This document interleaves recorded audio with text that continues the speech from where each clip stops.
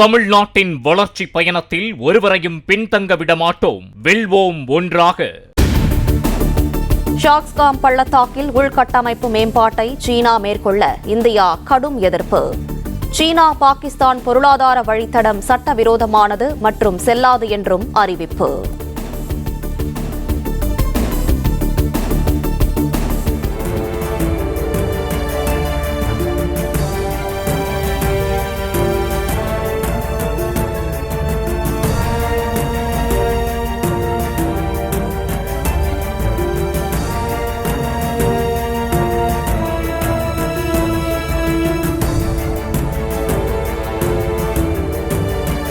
தமிழ்நாட்டின் வளர்ச்சி பயணத்தில் ஒருவரையும் பின்தங்க விடமாட்டோம், வெல்வோம் ஒன்றாக.